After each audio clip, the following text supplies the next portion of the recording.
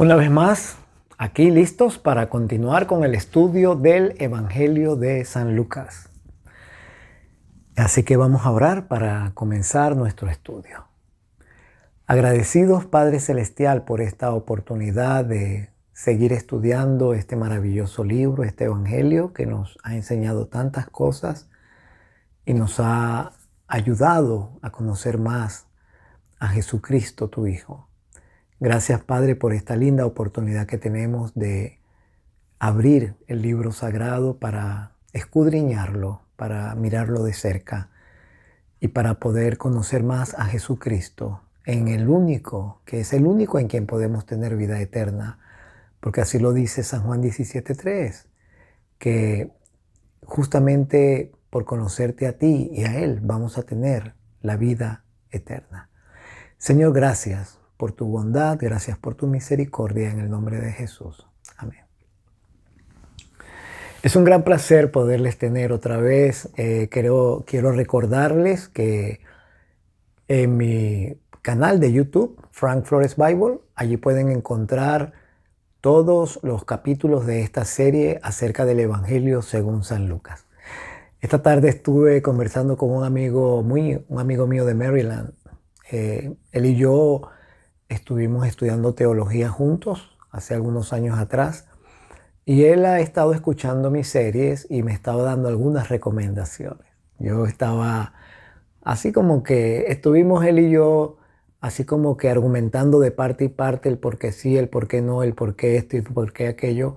Pero fue un gran placer realmente poder hablar con Inskip, mi amigo, y poder compartir con él ideas acerca de lo que él piensa de este estudio bíblico que estamos realizando. Y él poder escuchar mi punto de vista con respecto a esto. Una de las cosas en las cuales él y yo estamos de acuerdo, algo que a él le gustó, es el hecho que le invito yo a la audiencia a que por su propia cuenta estudie, pueda instruirse, pueda investigar la Biblia por sí solo. Y yo repito una vez más, el propósito de este estudio es que usted, mi querido amigo o amiga, pueda ir directo al libro sagrado y estudiar sus páginas. Es una gran bendición. No se puede hacer sin oración. Y él y yo también estuvimos de acuerdo con otra cosa, que Dios ha permitido, ha provisto herramientas para que nosotros tengamos facilidad de estudiar el libro sagrado. Por ejemplo, una concordancia, por ejemplo, una enciclopedia bíblica donde existen cosas que nosotros no podemos saber porque son asuntos que van más allá de nuestro conocimiento. Entonces uno lee, investiga, estudia y por supuesto todo tiene que estar conforme a lo que el texto sagrado dice. Bien, hemos hablado mucho acerca de muchas cosas en Lucas y yo quería solamente llevarlos a la reflexión acerca de la genealogía de Jesús que aparece en Lucas en el capítulo 3, en los versículos 23 hasta el 37. Mateo y Lucas tienen la genealogía de Jesús y ambos la describen de manera diferente. Mateo comienza hablando de la genealogía de Jesús desde los días de Abraham. Y él dice que Abraham fue el padre de Isaac, que Isaac fue el padre de Jacob, que Jacob engendró a Judá y sus hermanos, que luego Judá engendró de Tamar a Fares y por allí se va hasta llegar al tiempo de Jesús. Y luego Mateo, al final, él da una especie de conclusión y dice, de modo que todas las generaciones desde Abraham hasta David fueron 14 y desde David hasta el cautiverio de Babilonia fueron 14 y desde el cautiverio de Babilonia o la deportación a Babilonia y Jesús fueron 14, así que él cuenta 42 generaciones. Yo estuve haciendo algunas cuentas hace algún tiempo a raíz de esos versículos y me puse yo a pensar, ¿verdad? Que si desde los días de Adán, desde los días de Set hasta los tiempos de Noé, si allí hubo 10 generaciones que pasaron desde Adán hasta Noé, y luego hubo 10 generaciones más desde los tiempos de Noé hasta los tiempos de Abraham, allí hay 20 generaciones. Y luego, si Mateo dice que hubo 42 generaciones de los tiempos de Abraham hasta los tiempos de Cristo, entonces podemos contar 62 generaciones. Y uno se pone a pensar, ¿verdad? Porque es lógico. ¿Y cada generación cuánto tiempo dura? Bueno, allí tenemos un reto porque en los días de Adán hasta los días de Noé, los hombres vivían 1000 años, la unidad de la vida era el milenio. Después, cuando el diluvio pasó y Dios autorizó a los hombres a comer carne, el tiempo de vida se acortó por mucho. Y luego encontramos en el Salmo ese famoso versículo que dice que la edad de los hombres es 70 años y cuando mucho 80, con toda su vida es una molestia, no sé qué. Así que nosotros necesitamos sacar una especie de averaje de cuánto tiempo dura una generación de una forma en averaje, ¿verdad? Un estimado. Y podríamos decir, yo podría decir que una generación en promedio duraría como unos 65 años. Y entonces cuando usted multiplica los 62 generaciones por los 65 años, eso le va a dar un número que es aproximadamente el tiempo que tenía el pecado cuando Jesús vino. 4000 y algo de años. Y luego, por supuesto, desde el año que Jesús vino, desde los tiempos de Cristo hasta ahora han pasado aproximadamente 2000 años. Una fecha exacta no hay, no se puede sacar. Un momento exacto del tiempo, no lo tenemos. Y por eso es vano, es irrisorio, es tratar de caer en especulaciones, pensar que Jesús va a venir mañana o pasado el año que viene porque ya van a haber 6000 años de pecado. Una de las cosas que a mí me llama la atención de la Biblia es la numerología, siempre lo he dicho, y fíjense ustedes que aparte del tema de Lucas, les voy a decir algo, un tip, nada más que un tip. Los israelitas, Dios les mandó a observar el año del jubileo cada 50 años. Y en los tiempos de Noé, el Señor dijo que la edad del hombre o que sus tiempos de gracia para el hombre iba a ser de 120 años. Ya más adelante vamos a estudiar acerca del 120, del 40, del número 10, del número 7, pero por ahora solo se los menciono así como quien dice abuelo de pájaro. Así que el jubileo, cada 50 años, en el jubileo se liberaban los esclavos, se liberaban las tierras, se olvidaban las deudas, era la libertad de todo el mundo. El jubileo, mi querido, es una figura de la liberación final que va a haber en el mundo cuando Jesús venga por segunda vez. Entonces, cuando uno toma el tiempo de gracia que Dios le dio al hombre y toma el jubileo que era cada 50 años y lo multiplica, eso le da a uno 6000 años. Y uno podría fácilmente decir que la Tierra va a tener 120 jubileos.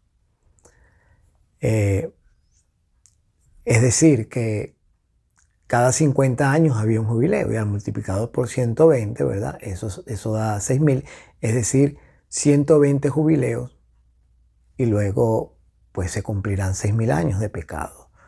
Pero como digo, todo esto es un asunto así como que un poco hablar de tiempos, de cuando Cristo va a venir, de tiempos, de cuando todo va a terminar, es un asunto un poco especulativo. Permíteme aquí que estoy sacando una cuenta, sí, es correcto. Entonces, vamos a volver al libro de Lucas, volvamos al Evangelio de Lucas a mirar qué es lo que el evangelista nos está diciendo. Una de las cosas que me llamó la atención de la genealogía de Jesús fue que él comienza el relato de la genealogía diciendo que Jesús cuando comenzó su ministerio era como de 30 años y allí comienza a decir que era el hijo según se creía de José, etc. Y termina diciendo que era el hijo de Dios. O sea que él hace la cronología desde su tiempo hacia atrás. Mateo la hace desde allá hacia adelante. Muchos nombres que Lucas menciona acá no los menciona Mateo, y nombres que Mateo menciona no los menciona Lucas. Ellos están de acuerdo con algunos nombres, pero con otros no. Y especialmente Lucas tiene unos nombres allí que son bien extraños y que no aparecen en la Biblia sino solamente una vez, y es esta única vez. Yo me di a la tarea de investigar el significado de esos nombres y es muy interesante. Y yo te invito, mi querido hermano, amigo, a que utilices las ventajas tecnológicas que tenemos hoy día y averigües el significado de los nombres de todos estos personajes que aparecen en la genealogía de Jesús en el Evangelio de Lucas. Haz la tarea. Averígualos. Ve mirando qué significan y lo vas anotando en un cuaderno, lo vas anotando. Te vas a quedar sorprendido. Tan sorprendido como me quedo yo. Y va a ser una gran bendición para ti porque vas a poder mirar algo que no sabías y además vas a dedicar tiempo a estudiar la palabra. Vamos al capítulo 4 entonces, las tentaciones de Jesús. Las tentaciones de Jesús aparecen en Mateo, Marcos y Lucas. En el Evangelio de Juan no aparecen las tentaciones de Jesús. Allí simplemente dice que después que Jesús fue bautizado, él comenzó a llamar a sus discípulos. Y luego vienen las bodas de Caná. Y aquí en el Evangelio de Lucas aparecen las 3 tentaciones. Desde el capítulo 4, versículo 1, hasta el versículo 13. Y vamos a concentrarnos en el versículo 1. Dice la Biblia que Jesús, lleno del Espíritu Santo, volvió del Jordán y fue llevado por el Espíritu al desierto. Entonces dice la Biblia, dice Lucas, que él fue llevado por el Espíritu al desierto por 40 días y era tentado por el diablo. Y luego dice, y no comió nada en aquellos días, dice el versículo 2, pasados los cuales tuvo hambre. Necesitamos nosotros quitar de nuestra mente la forma de pensar y la repetidera que hemos tenido durante años, que ha llevado a mucha gente a pensar que Jesús tuvo 40 días de hambre en el desierto. Jesús no tuvo 40 días de hambre en el desierto.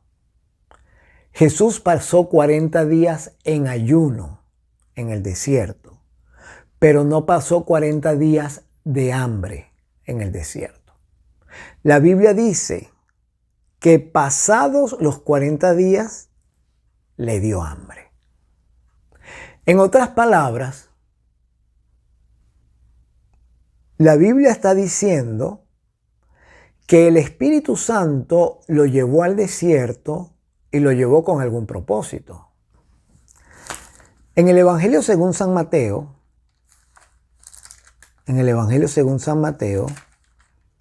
dice la Escritura, allá en el capítulo 4 también, entonces Jesús fue llevado por el Espíritu al desierto para ser tentado por el diablo. Y después de haber ayunado 40 días y 40 noches, tuvo hambre. Se notan como la Biblia lo dice muy claro. Jesús no tuvo hambre 40 días. Él tuvo hambre después de haber ayunado 40 días y 40 noches. Y entonces vino a él el tentador. En el libro de Marcos, Marcos dice así. Marcos dice así. Y luego el Espíritu, capítulo 1, versículo 12.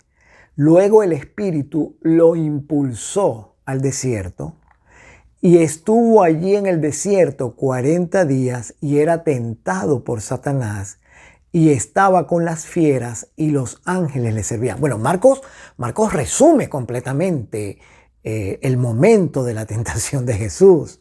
Lucas y Mateo son los que especifican, pero es claro que Jesús no sintió hambre durante 40 días, sino que él sintió el hambre después que se acabó el tiempo de los 40 días, cuando se acabó el ayuno. Allí fue que le vino el hambre.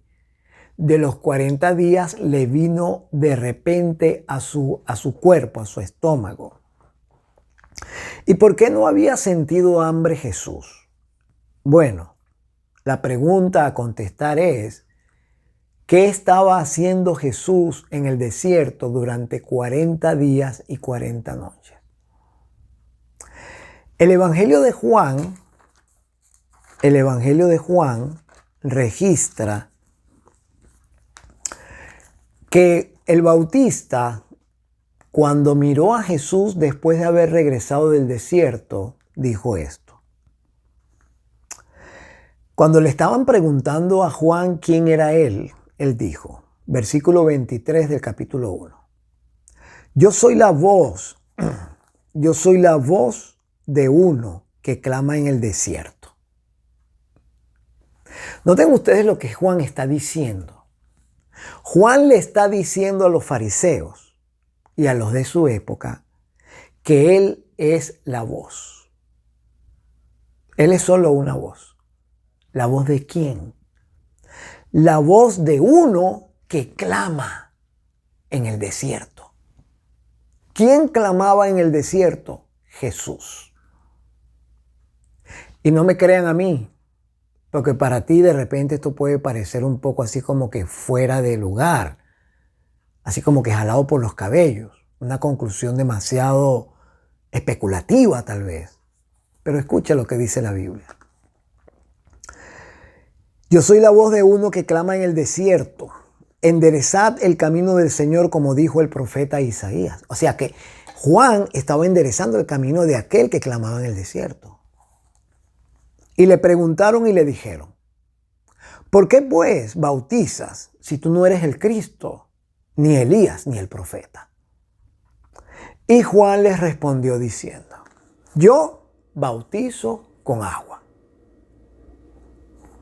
Pero, y entonces les dijo, en medio de ustedes está uno a quien ustedes no conocen.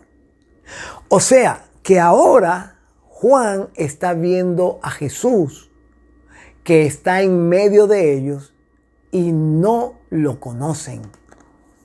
Y luego dijo, refiriéndose a Jesús, es el que viene después de mí, que es antes de mí, del cual yo no soy digno de desatar la correa del calzado.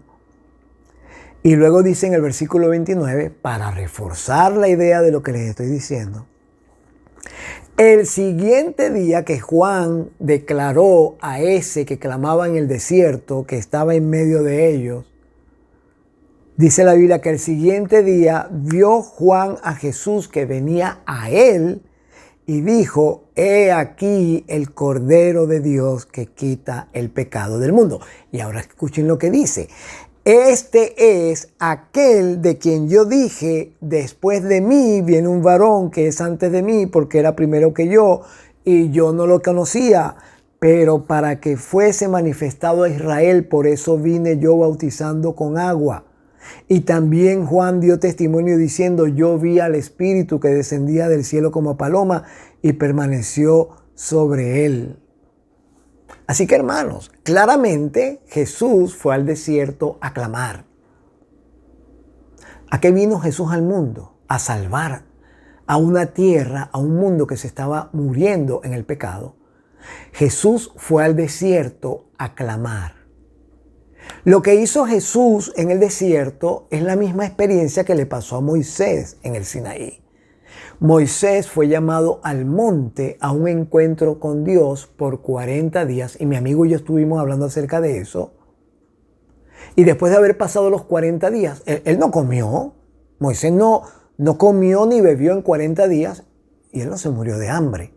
No le dio hambre porque estaba en la nube con el Padre. ¿Y quién más tuvo esa experiencia de estar 40 días en ayuno? Elías. Pero en el caso de Elías, Elías estaba viajando. Y a Elías no le dio hambre en 40 días y 40 noches. Así que no es porque era el Hijo de Dios.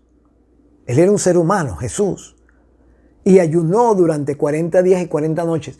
Pero como estaba en comunión con el Padre, no sintió hambre. Entonces, al pasar los 40 días, el hambre le vino de repente, no porque dejó a su padre, sino porque terminó el clamor por el mundo y entonces el diablo vino y como encontró a Jesús macilento, como lo encontró demacrado, como lo encontró hambriento, como lo encontró muriéndose del hambre literalmente, él dijo, esta es mi gran oportunidad. Un detalle interesante es que estos tres personajes, Moisés, Elías y Jesús, el ayuno de ellos tres suma 120. Y 120 es el número que indica el fin de la gracia. Así que, hermanos, nosotros no podemos equivocarnos cuando estudiamos la palabra y cuando vemos, empezamos a atar cabos de lo que pasó aquí, lo que pasó allá y lo que pasa más allá, podemos darnos cuenta de cuál es el mensaje encerrado en el libro. Al regresar a Lucas, en el capítulo 4,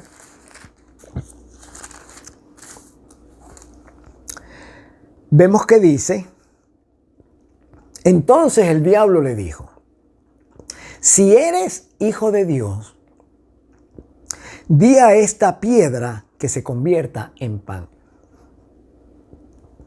Y Jesús respondiéndole le dijo, escrito está, no solo de pan vivirá el hombre, sino de toda palabra de Dios. Jesús dio un principio, mi querido, que es necesario que tú y yo asimilemos y asimilemos profundamente. No solamente que lo leamos, sino que lo asimilemos. Jesús dijo, no solo con pan vivirá el hombre. Por cierto, yo aquí tengo pan, miren, pan. No solo con pan vivirá el hombre, sino con toda palabra que sale de la boca de Dios. La palabra de Dios no es un libro lleno de hojas, escrito con letra de mecanografía en blanco y negro, algunos en colores, que tenga una tapa, bien sea flexible o dura, y que tenga 66 libros, y que esté de repente llena de figuras o de mapas, dibujos, y que tenga separaciones y que tenga los nombres de los libros en algunas pestañas. Eso no es la Biblia. Eso es un libro compilado. Pero este libro compilado, creemos, es la palabra de Dios. La palabra de Dios, dice Hebreos 4:12, este libro, hermano, la palabra de Dios es viva. Yo quiero que por un momento tú pienses en eso. Combina lo que Jesús dijo y lo que dice Pablo. Jesús dijo, no solo de pan vivirá el hombre, sino de toda palabra que sale de la boca de Dios. Y Pablo dice, la palabra de Dios es viva. Quiere decir que esto que está aquí, en mi caso, en tu caso, otro, en el caso de otro, otro. La Biblia, la palabra de Dios, es viva, es comida. Déjame preguntarte una cosa. ¿Por qué los seres humanos vivimos? ¿Qué es lo que nos da vida a nosotros? ¿El cuerpo o el espíritu? Por supuesto que tú sabes la respuesta de eso, ¿verdad? Porque no es precisamente el cuerpo lo que nos da vida. Lo que nos da vida es el aliento de vida de Dios.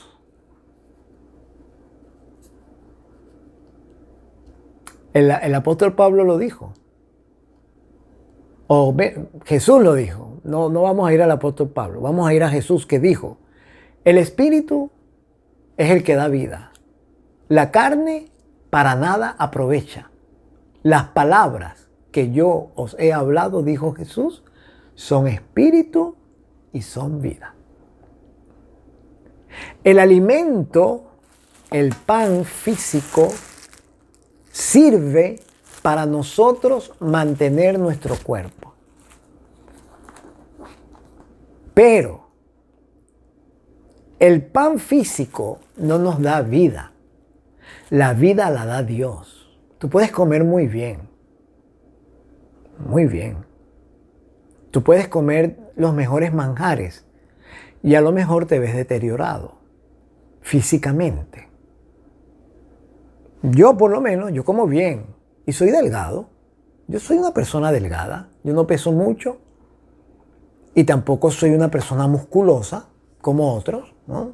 Hombres que tienen musculatura. Y yo como bien. Así que no se trata de lo que como. La vida mía no depende solamente del pan material. El pan material sirve para uno mantener el cuerpo en acción. Pero lo que realmente da vida a ti es el Espíritu de Dios. El Espíritu es el que da vida. ¿Y cómo tú te alimentas del Espíritu de Dios?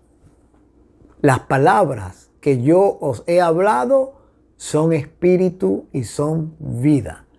Así que Jesús le dijo a Satanás, y se lo dijo a él, que fue el que cayó del cielo. Le dijo: no solo con pan va a vivir el hombre, sino con toda palabra que sale de la boca de Dios. Y esa es la gran insistencia de este servidor hacia ti. Vuelve a la palabra. Regresar a la palabra es regresar a la vida. Abandonar la palabra es abandonar la vida. Por la palabra de Dios fueron creados los cielos y la tierra.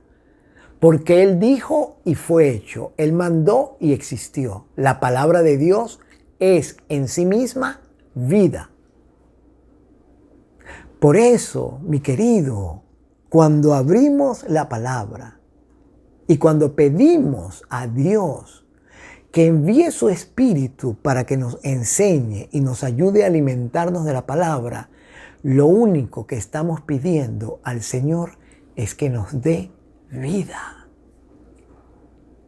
Y mientras más estudiamos la palabra, de más vida nos alimentamos. Mientras más abandonamos la palabra, de más vida nos alejamos. Y paulatinamente nos vamos muriendo espiritualmente, aunque seguimos caminando porque nos alimentamos del pan físico. En otras palabras, si tú y yo no estudiamos la palabra, si no creemos lo que el Señor Jesús dijo, que el hombre no solamente vive del pan, sino de toda palabra que sale de la boca de Dios, si no creemos en eso y no nos alimentamos de la palabra, somos como zombies, o como eso que dice que son zombies, porque los zombies no existen, ¿verdad? Somos como muertos caminantes. Y mira, los muertos caminantes también entran a la iglesia. Porque precisamente el lugar donde más la gente debería alimentarse de la palabra es el lugar donde nos congregamos para adorar a Dios. Pero desgraciadamente, desafortunadamente, lamentablemente, por decisiones equivocadas, lo menos que se estudia cuando nos congregamos es la palabra. Se habla de eso. Se ora por eso. Se canta acerca de eso. pero no nos alimentamos de eso. Y le llevó el diablo a un monte alto y le mostró en un momento todos los reinos de la tierra y le dijo el diablo: a ti te daré toda esta potestad y la gloria de ellos, porque a mí me ha sido entregada y a quien quiero la doy. Eso le dijo el diablo a Jesús. Si tú postrado me adorares, todo esto será tuyo.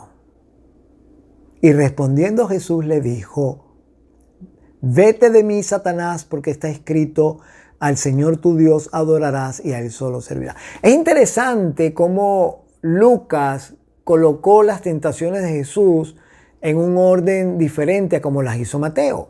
Mateo presenta primero la tentación acerca del pan, en esa ellos dos concuerdan, pero Mateo luego habla de que Jesús fue llevado al pináculo del templo y desde allí el diablo tentó a Jesús para que se tirara del pináculo del templo, porque los ángeles iban a recogerlo para que su pie no tropezara en piedra, según dice el Salmo. Y luego Mateo menciona la tentación cuando Jesús es llevado a un monte alto y el diablo entonces le muestra toda la gloria del mundo y le dice: si tú te postras y me adoras, todo esto va a ser tuyo. Y en ese momento Jesús le dice al diablo: vete de mí, Satanás, porque escrito está: al Señor tu Dios adorarás, solo a Él servirás.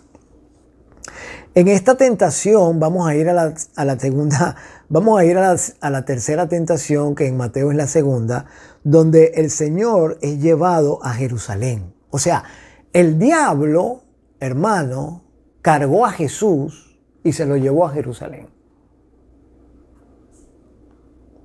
Y lo puso sobre el pináculo del templo. Y le dijo: si tú eres hijo de Dios, échate de aquí abajo, porque está escrito: a sus ángeles mandará acerca de ti que te guarden, y en las manos te sostendrán para que tú no tropieces con tu pie en piedra. Y respondiendo Jesús le dijo: también está escrito: no tentarás al Señor tu Dios. Interesante cómo el diablo usa la escritura. Pero él la trunca, la mocha, le quita pedazos, la usa a su conveniencia. Así que dice la Biblia que lo llevó al pináculo del templo y le dijo que se tirara, porque está escrito que el Señor iba a guardar su pie para que no tropezara en piedra. La famosa presunción. La famosa presunción. El pedir a Dios que cumpla una promesa cuando está fuera de su voluntad. Por ejemplo, el Señor dice: he aquí yo estoy con vosotros todos los días hasta el fin del mundo. Entonces, como Él prometió que Él iba a estar con nosotros todos los días hasta el fin del mundo, pensamos que nosotros podemos ir a cualquier parte porque el Señor dijo que Él iba a estar con nosotros. No, eso es presunción. Porque la promesa fue dada en el contexto de la predicación del Evangelio y del testificar acerca del amor de Dios a la gente. No fue dada para que nosotros, queriendo cumplir nuestros caprichos, vayamos donde querramos y asimismo pidamos a Dios que nos bendiga, aunque vamos a ir a sitios que Él no aprobaría. La presunción también tiene que ver con pedir la bendición de Dios para cosas que no son su voluntad. La presunción podría estar involucrada en una persona que, manejando un vehículo, está corriendo, está yendo a más del límite de la velocidad y todavía pida la bendición de Dios, aunque está quebrantando la ley. Yo estoy de acuerdo en que Dios es misericordioso y Dios ha mostrado su misericordia con nosotros muchas veces.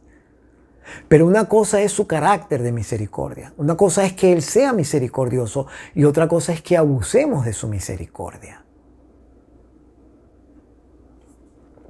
Así que Jesús le dijo a Satanás, aunque Satanás utilizó la Biblia para decirle a Jesús que que todo se lo iba a dar porque a él le era entregado, que se tirara del templo porque los ángeles lo iban a recoger. Aunque usó la Biblia para decirle eso a Jesús, Jesús se conocía muy bien las Escrituras y sabía que el Salmo estaba siendo cortado y que no decía exactamente así. Y luego vino la tercera tentación, que es cuando le muestra a Jesús todos los reinos del mundo y le dice, mira, todo esto es mío y yo te lo puedo dar si postrado tú me adoras. El diablo ciertamente es el príncipe de este mundo. Ciertamente él todavía está en la tierra y él podría todavía reclamar los derechos que tiene de este mundo. Sin embargo, cuando Jesús murió en la cruz, él terminó con el reinado del diablo. Lo único que hace falta es que se ejecute la sentencia. Pero el mundo es de Dios. Él lo creó. Él lo creó. Así que entonces, hermanos, amigos, es importante que nosotros entendamos que cuando el diablo te ofrece a ti las riquezas del mundo, no te las está ofreciendo porque sean de él. Es un engaño. En el mundo hay mucha atracción. En el mundo existe mucha diversión. Y diversión quiere decir distracción. Diversión quiere decir desviar la mente hacia algo diferente. El diablo divierte la mente. El diablo te ofrece cosas fuera de la voluntad de Dios, cosas que son deslumbrantes, cosas que son atractivas, cosas que son apetitosas, cosas que son bonitas, agradables al oído, cosas que parecieran ser interesantes a la vista. El diablo te ofrece muchas cosas. Pero para que tú las puedas tener, necesitas adorarlo. Y adorar al diablo no es arrodillarte delante de una imagen del diablo. Adorar al diablo quiere decir dejarte llevar por él y abandonar el estudio de la palabra, abandonar las escrituras, poner a Dios a un lado, no consultar a Dios, no poner tu vida en sus manos. Eso es adorar al diablo. Dejarte llevar por las insinuaciones del mundo, eso es adorar al diablo. Así que Jesús sentó 3 principios en las tentaciones. Principio número 1. El ser humano vive gracias al espíritu de vida que proviene de Dios. Por lo tanto, cuando descuidamos el estudio de la palabra, nos estamos suicidando espiritualmente. Segundo principio, el diablo utiliza las escrituras a su conveniencia para hacernos caer a nosotros en la presunción de creer que podemos pedir las promesas de Dios en cosas que no son su voluntad o quebrantando la ley. No solamente la ley de Dios, también pueden ser las leyes humanas. El tercer principio, cuando el diablo le muestra todos los reinos del mundo, es que el diablo te ofrece a ti muchas cosas y puede hacer de ti una gran persona, entre comillas, en el mundo, con mucho dinero, con posesiones, con gran estatus, con fama, con poder, pero tienes que adorarlo, tienes que alejarte de Dios. Alejarte de Dios no quiere decir dejar de ir a la iglesia. Alejarte de Dios quiere decir alejarte de su palabra y de una comunión íntima con Él. Si tú estás estudiando la palabra y estás en comunión íntima con Dios, el diablo no puede invitarte, o él puede invitarte a que tú vayas y le adores, pero él no puede lograr que tú le adores porque tú estás intimando con el Señor. Así que, mi querido, para la próxima vez que nos reunamos, que va a ser muy pronto, no te digo exactamente qué día, vamos a continuar con el estudio del Evangelio de Lucas. Dios quiera colocar en tu mente, en tu corazón, el deseo de estudiar la palabra por tu propia cuenta. Dios quiera despertar en ti ese anhelo de estudiar la palabra y de hacerla el pan de vida de ti. Que cada mañana, cada día que pase, como dice el Salmo 1, puedas meditar en la ley de Dios, en su palabra, de día y de noche. Dios quiera que eso pueda suceder. Ese es mi gran deseo para ti. Escúchame lo que te voy a decir. Escúchame lo que te voy a decir. Yo no ando buscando seguidores en YouTube. Yo no ando buscando seguidores en Instagram y Facebook. Si yo te pido a ti que te suscribas a mi canal es para que corras la voz y para que otras personas puedan escuchar estos mensajes que invitan a que las personas regresen al libro sagrado. Dios te bendiga, Dios te guarde. Corre la voz, multiplica la voz. Sé una voz que clama en el desierto. Sé como Juan el Bautista, la voz de aquel que clama en el desierto. Padre, muchas gracias, bendito seas para siempre, alabado sea tu nombre. Gracias, Padre, por tu palabra, por el estudio de ella. Y gracias, Señor, por la forma como el Señor Jesús enfrentó a Satanás en el desierto.